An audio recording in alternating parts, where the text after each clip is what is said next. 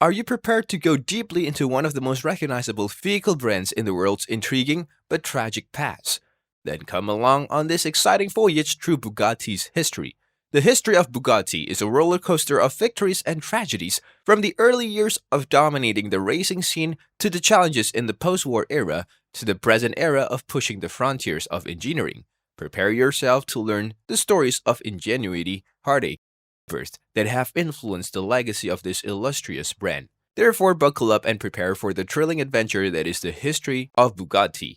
1. The early years. Success and innovation characterized Bugatti's initial years. The founder of the company, Ettore Bugatti, was a gifted engineer and designer who fashioned some of the most exquisite pioneering cars of his era. In the 1920s and 1930s, Bugatti automobiles dominated the racing scene, clinching numerous Grand Prix victories and breaking world speed records.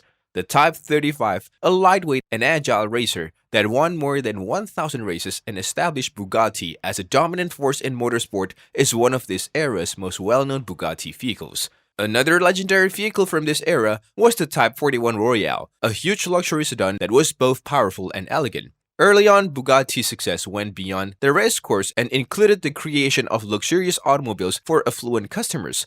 The Bugatti Type 41 Royale, with its exquisite appearance, opulent amenities, and outstanding craftsmanship, was a prime example of this. It is one of the rarest and most expensive cars in history because only 6 units were ever made. All of that were custom built for royalty and famous people. Early Bugatti years established the tone for the company's history of brilliance and invention, which is now praised and cherished by auto lovers all over the world. 2. The decline. Notwithstanding its initial triumphs, Bugatti encountered financial struggles in the 1930s.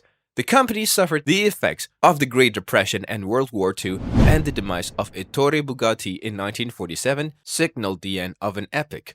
Bugatti carried on manufacturing vehicles in the post-war period, but the company encountered challenges adapting to the challenging times. During the 1950s and 1960s, Bugatti attempted to pivot toward producing more economical vehicles for the general public, but these endeavors met with little success.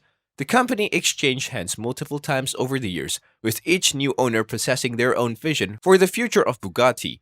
Despite many efforts to keep the Bugatti alive, the firm's deterioration persisted into the 1980s and the brand gradually vanished from the collective consciousness.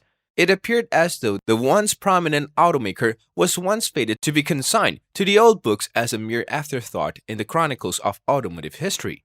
However, as we shall witness in the following part of the story of Bugatti, was far from finished. 3. The revival. It was not until the 1990s that Bugatti experienced a genuine renaissance owing to the exertions of Italian entrepreneur Romano Artioli.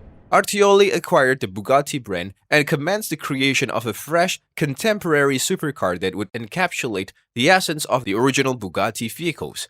The outcome was the Bugatti EB110, an impressive mid-engine sports car that featured a maximum velocity exceeding 200 miles per hour.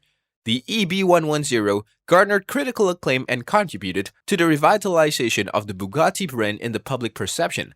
Unfortunately, despite the initial triumph of the EB110, Bugatti's rebirth was short-lived. Financial difficulties forced Artioli to dispose of the company in 1998, and it was acquired by Volkswagen Group.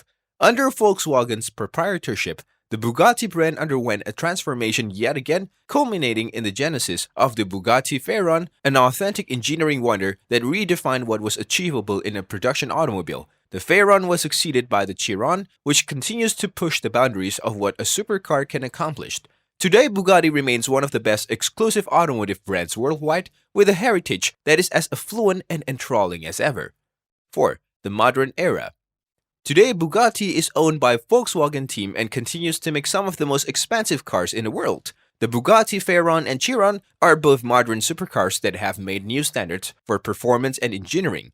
However, Bugatti's modern era has not been without its tragedies. In 2019, Bugatti test driver Andy Wallace was involved in a serious crash while testing the Chiron Supersport 300 Plus at the Arlesian test track.